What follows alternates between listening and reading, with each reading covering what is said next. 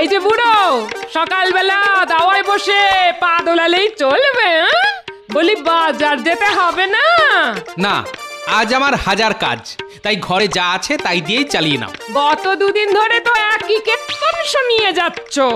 এদিকে চালাতে চালাতে ভাড়ার যে ফাঁকা, আর যে চলছে না। চলছে না বুঝি? না, চলছে না। বুঝলাম। কি বুঝলে? বিয়ের সময় মা বলেছিল ঘরে অন্নপূর্ণা আসছে, কিন্তু এতদিন ঘর করার পর বুঝলাম অন্নপূর্ণার বদলে তুমি আসলে একটা পুরোপুরি অসম্পূর্ণা। মানে? ওই যে মাঝে মধ্যেই হুটহাট করে ভাড়ার ফাঁক হয়ে যায়। এই দেখো, একেবারে বাজে কথা বলবে না। কি বলতে চাইছো তুমি? কি বলতে চাইছো? আমি একলাই সব খেয়ে ফেলি, তুমি খাও না? না, তুমি চেপে চুপে খাওয়াও বলেই তো খাই, আর খেয়ে খেয়ে মোটা হয়ে যাই। এই শোনো, বাজে কথা ছেড়ে বাজারে যাবে কিনা বলো, আর না গেলে আমি কিন্তু আজ উনুন ভেঙে ফেলবো। হ্যাঁ, আমার হাত পাগলি গিন্নি দেখছি বেশ খেপে গেছে। না, আর কথা বাড়ালে হয়তো সত্যি সত্যি উনুন টুনুন ভেঙে একসা করে বসবে। এই দেখো, সামান্য কথাতে এত খেপে গেলে কেন বলো তো? আচ্ছা বাবা, আচ্ছা আচ্ছা, থলি দাও, আর বাজার থেকে কি কি আনতে হবে বলো। ভালো দেখে তরি তরকারি আনবে। আজ বৃহস্পতিবার, তাই মাছটা চেনো না যেন?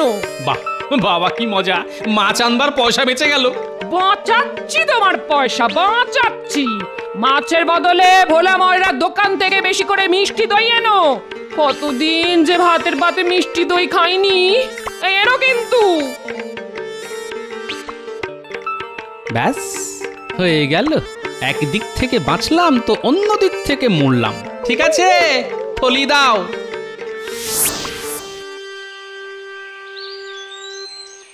এই যে ভোলা, ভালো দেখে আতসের মিষ্টি দই দাও দেখি। বাড়িতে কুটুম এসেছে বুঝি? হ্যাঁ, একরকম কুটুমই বলতে পারো। আমার গিন্নি আজ দই খেতে চেয়েছে। হ্যাঁ, গিন্নি আবার ওই কুটুম হলো কবে থেকে গো?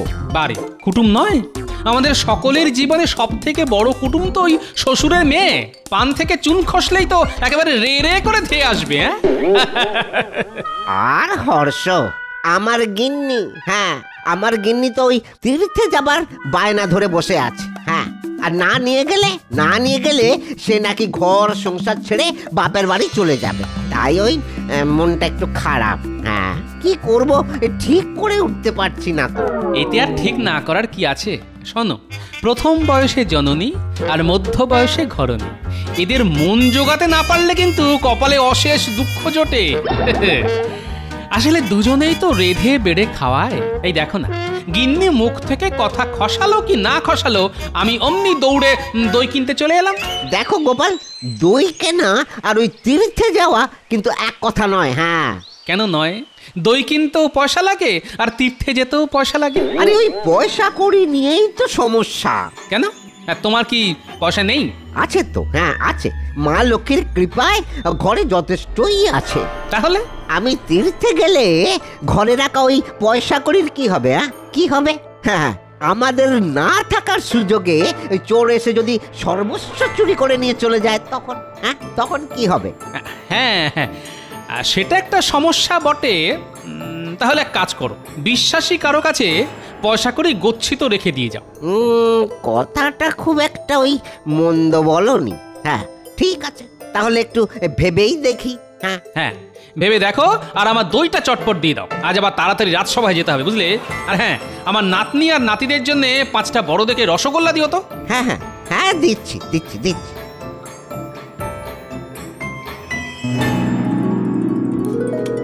কিরে, কেমন খাচ্ছিস?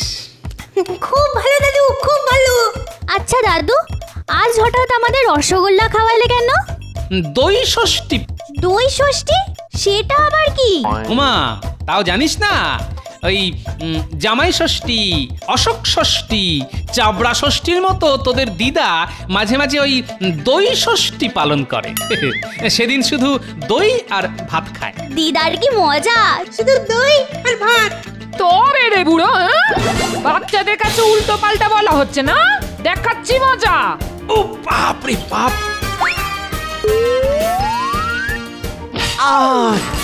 ভোলা, ভোলা ময়রা এসে পড়লো বলে বুড়ো আজ খুব জোর বেঁচে গেল। হ্যাঁ, কি ব্যাপার ভোলা?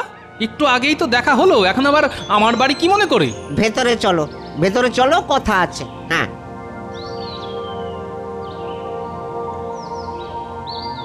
এই তোরা এখন বাড়ি যা, বুঝলি?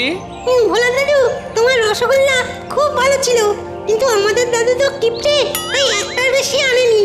আরে ঠিক আছে, দোকানে আসিস। হ্যাঁ, আর একটা করে খাইয়ে দেবো, যা। কি মজা কি মজা। এসো এসো এসো, ঘরে এসো।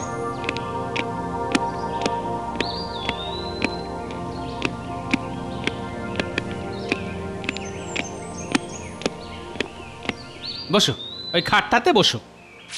এবার বলো কি বলতে এসেছো। আচ্ছা গোপাল, আমি গিন্নিকে নিয়ে তীর্থ করতেই যাব। সে তো খুব ভালো কথা। ভেবে দেখলাম ওই যেতে আসতে দিন 20 মতো লাগবে, তাই ওই কদিন তুমি যদি আমার যাবতীয় সঞ্চয়, মানে ওই টাকা পয়সা, ওই সোনার দানা, এইগুলো সব যদি রেখে দাও তাহলে। আমার কাছে? হ্যাঁ, তোমার কাছে। কারণ ওই তোমার মতো সৎ আর ওই বিশ্বস্ত লোক এই কৃষ্ণনগরে আর কে আছে বলো? দেখো, রাখতে তো আমার কোনো আপত্তি ছিল না, কিন্তু আমার ঘরের অবস্থাটা একবার দেখো। একই খড়ের চাল, তাতে আবার এখানে ওখানে ফুটো। রাতের বেলা আমি আর আমার গিন্নি দুজনেই মরার মতো ঘুমোই।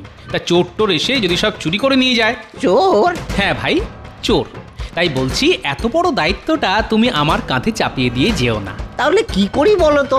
আমি বলি কি, তুমি একবার মহারাজকে গিয়ে বলতে পারো। তিনি যদি রাজি হন তাহলে আর চিন্তা কি। ঠিক আছে, দেখছি। হ্যাঁ, দেখছি। আমি তাহলে এখন আসি ভাই, আসি। হ্যাঁ, এসো এসো।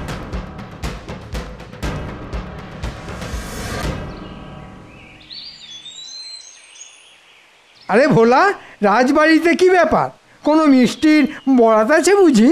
না, মানে সেসব নয়। ওই আসলে আমি তো ওই তীর্থে যাব। ও, তীর্থ? কদিন ওই বাড়ি ফাঁকা থাকবে তো, তাই ওই আমার যাবতীয় সঞ্চয় ওই মহারাজের কাছে রেখে যাবার জন্য অনুরোধ করতে এসেছি। হ্যাঁ, ভোলা ময়রার সারা জীবনের সঞ্চয় তো অনেক। দেখো, অনুরোধ তুমি করতেই পারো, কিন্তু আমার মনে হয় মহারাজ এসব ঝামেলা নিতে রাজি হবেন না। তাহলে কি করা যায় বলুন তো? এদিকে তীর্থে যাবে বলে আমার গিন্নি তো একেবারে ক্ষেপে উঠেছে। তুমি যদি আমার কাছে রেখে যেতে চাও তাহলে আমার তাতে কোনো আপত্তি নেই। আপনি রাখবেন? কেন রাখবো না? আরে, আমার পাকা বাড়ি, তার উপর শক্তপোক্ত দরজা জানলা, চুরি ডাকাতির কোনো ভয় নেই। তুমি স্বচ্ছন্দে রেখে যেতে পারো। যাক বাবা, ওই চিন্তা মুক্ত হলাম। হ্যাঁ, তোমাদের চিন্তা হরণ করে চিন্তা হরণ হওয়াই তো আমার ধর্ম। ভোলা, যাও এখন বাড়ি যাও, যবে মনে করবে আমার কাছে গচ্ছিত রেখে যেও। যাই, ওই এক্ষুনি বাড়িতে গিয়ে গিন্নিকে বলি তীর্থ করতে যেতে আমার আর কোনো বাধা নেই। হ্যাঁ। ওরে বাবা, কার মুখ দেখে উঠেছিলাম রে আজ! ভোলা তার সারা জীবনের সঞ্চয় আমার কাছে গচ্ছিত রেখে তীর্থ করতে যাবে। হ্যাঁ, ভোলা কদিনের জন্য তীর্থ করতে যাবে অন্য কোনো দূর দেশে। হ্যাঁ, মন্ত্রী এমন নিজের মনে হাসছে কেন? এটা হয় পাগলামি নয় শয়তানি। আরে ও মন্ত্রী মশাই, এমন করে হাসছেন কেন? হাসছি তো বেশ করছি। তোমার অসুবিধা হলে কানে তুলো দিয়ে ঘোরো, চত্বর সব। হাসতে হাসতে হঠাৎ করে চটে উঠলো কেন? না, ব্যাপারটার মধ্যে কোনো গোলমাল আছে বলে মনে হচ্ছে।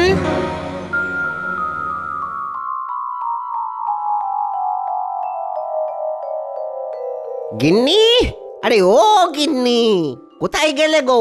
কি বলবে বলো? বলছি যে ওই গিন্নি, ওই বাক্স প্যাটরা গুছিয়ে নাও। হ্যাঁ, গুছিয়ে নাও। বাক্স প্যাটরা গোছাবো মানে? আহা, তীর্থে যাব তো। হ্যাঁ, বলো কোথায় যাবে? পুরী না কাশী না? এর আগে কোনোদিন তো যাইনি, তাই পুরীই চলো, একসঙ্গে সমুদ্র আর জগন্নাথ দর্শন। তাহলে তাই চলো। হ্যাঁ, চলো ভাবছি ওই পরশু দিনই আমরা যাত্রা শুরু করব। পরশুদিনই? এই তুমি না খুব ভালো, ময়দা মাখাই আছে, দাঁড়াও তোমার জন্য চট করে দুটো লুচি ভেজে নিয়ে আসি।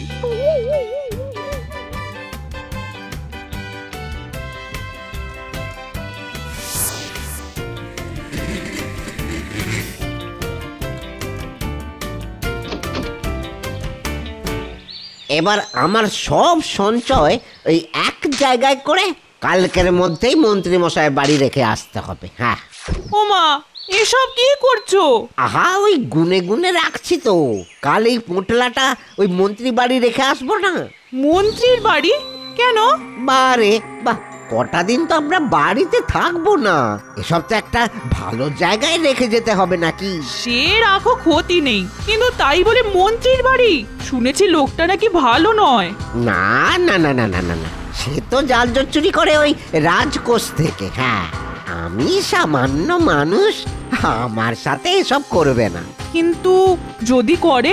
দেখো, ওই যদির কথা ওই নদীতে থাক। হ্যাঁ, এখন আমায় ওই সবকিছু গুনে গুনে রাখতে দাও তো। আচ্ছা, তার আগে এই গরম গরম লুচি কটা খেয়ে নাও দেখি।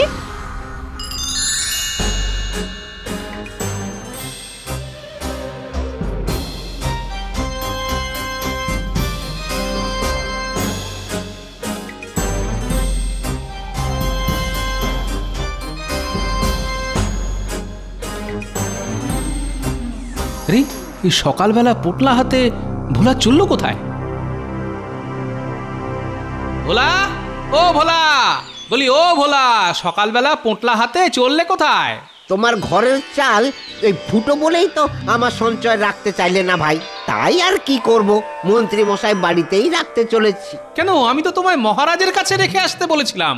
যাচ্ছিলাম তো, কিন্তু রাজবাড়িতে ঢোকার মুখে ওই মন্ত্রী মশাইয়ের সাথে দেখা। তিনি বললেন যে মহারাজ এসব ঝামেলা নিতে রাজি হবেন না, তাই বাধ্য হয়ে।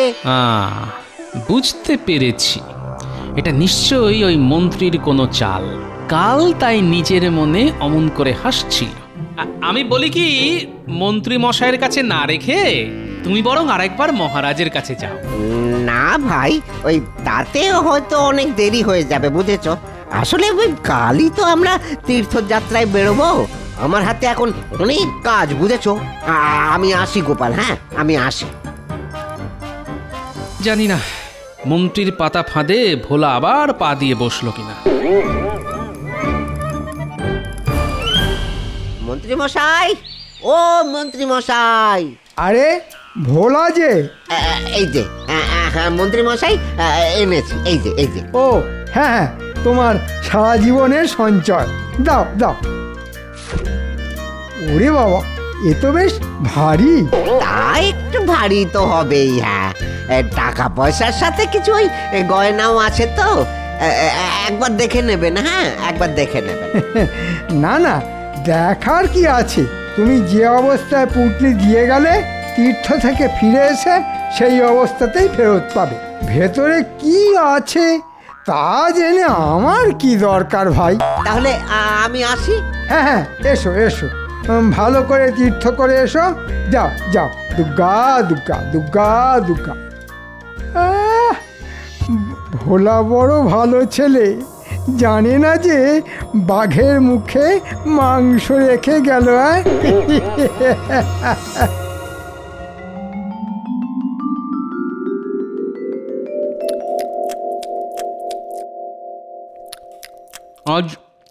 আজ 20 দিন হয়ে গেল ভোলা তীর্থ ভ্রমণে গেছে, কবে ফিরবে কে জানে।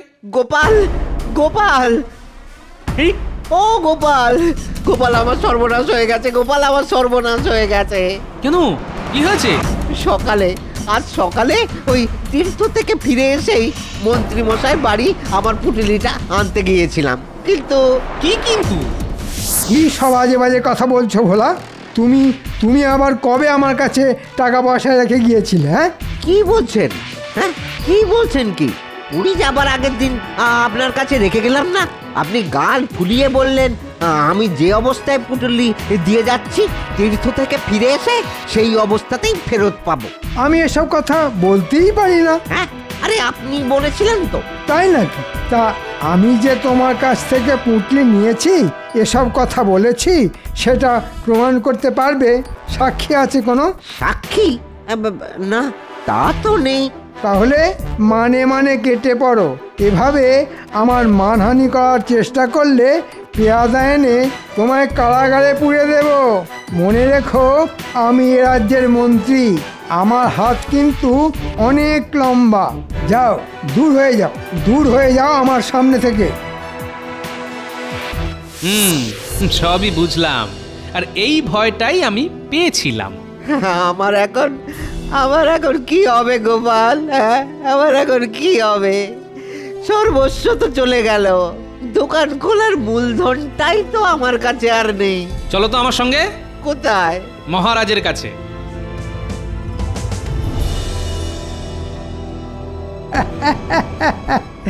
ব্যাটাকে এমন চাল দিয়েছি যে ব্যাটা এখন কপাল চাপড়ে মরবে আর ভেউ ভেউ করে কাঁদবে। ওরে, ও যে সব কিছু আমার কাছেই রেখে গেছে সেটা কোনো দিনও প্রমাণ করতে পারবে না। একেই বলে বুদ্ধির জোরে খাবলে খাওয়া। সবই তো শুনলাম ভোলা, কিন্তু তুমি যে মন্ত্রীর কাছেই সবকিছু রেখে গিয়েছিলে সেটা প্রমাণ করতে না পারলে আইনত আমি তো ওর বিরুদ্ধে কোনো ব্যবস্থাই নিতে পারি না। তাহলে কি হবে মহারাজ? কি হবে? আমি যে একেবারে পথে বসে যাব মহারাজ। হাতে আর এমন কিছুই নেই যা দিয়ে দোকান খুলে সংসার চালাতে পারি। সে না হয় আমার কাছ থেকে কিছু ধার নিতে পারো। না মহারাজ, ধার দিতে হবে না। কেউ জানুক আর না জানুক, আমি তো পুরো ব্যাপারটা ভালো করেই জানি। তাই আমি ঠিক প্রমাণ করে ছাড়বো যে ওই মন্ত্রী বেটা চোর না সাধু। প্রমাণ করতে পারলে তো খুবই ভালো। আমি জানবে আছি সব সময় অন্যায়ের বিরুদ্ধে। ধন্যবাদ মহারাজ, এসো আমার সঙ্গে।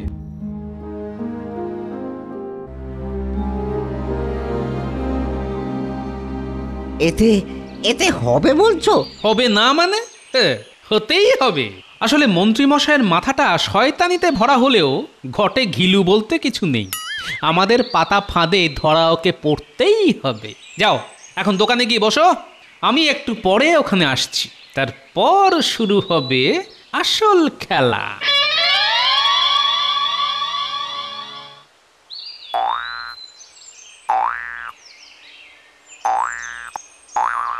খেলা বন্ধ করে একবার আমার কাছে আয় দেখি। হ্যাঁ গোপাল দাদু, বলো। শোন, সেদিন একটা করে রসগোল্লা দিয়েছিলাম বলে আমায় কিপটে বলেছিলি, হ্যাঁ? কিন্তু একটা কাজ যদি করে দিতে পারিস, ভোলা দাদু তোদের গামলা গামলা রসগোল্লা খাওয়াবে। বাস, গামলা গামলা রসগোল্লা? বলো বলো বলো, কি করতে হবে? এখন থেকে মন্ত্রী মশাইয়ের ওপর দিনে রাতে নজরদারি চালাবি। বুঝতে পেরেছি, নজরদারি চালাবো আর তোমায় এসে খবর দেবো। আমি এখন ভোলা ময়রার দোকানে যাচ্ছি, তেমন কিছু বুঝলে ওখানে গিয়ে আমায় খবর দিবি। ঠিক আছে। এক ঝটকায় কত রোজগার। টাকা কড়িগুলো দিয়ে মনের সুখে খাবো দাবো আর গয়নাগুলো গিন্নিকে দেব। এতগুলো গয়না পেলে যা খুশি হবে না ও। যাই, একবার ভোলার দোকান থেকে ঘুরে আসি, দেখি সর্বশান্ত হয়ে ব্যাটা এখন কি করছে। দাদু দাদু, খবর আছে। তাই নাকি? তাহলে তাড়াতাড়ি বলে ফেল। মন্ত্রী মশাই এখানে আসছে। খুব ভালো খবর এনেছিস। যা, আবার গিয়ে ওর বাড়ির ওপর নজর রাখ।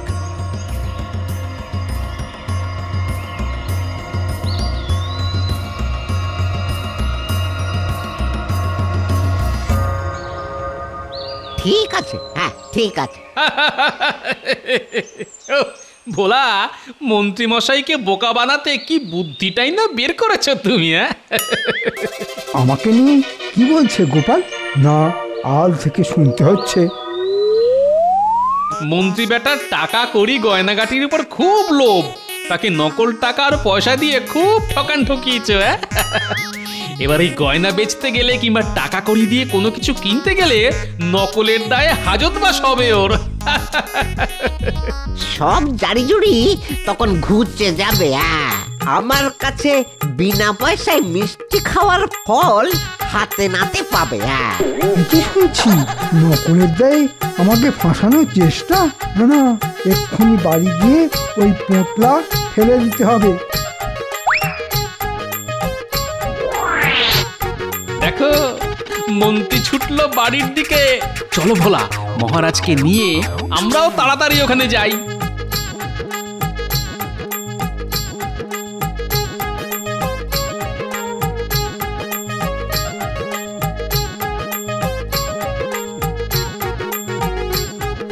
এই ঝোপের মধ্যে গর্ত খুঁড়ে সব পুঁতে দিতে হবে। সেটা আর কি করে সম্ভব হবে মন্ত্রী মশাই? আপনি যে হাতে নাতে ধরা পড়ে গেছেন। মন্ত্রী, তুমি তুমি এত বড় ছেঁচড়! ওরে বাবা, ওরে বাবা! লক্ষ্মী, ওকে পালাতে দিও না, পাকড়াও করে সোজা নিয়ে যাও কারাগারে।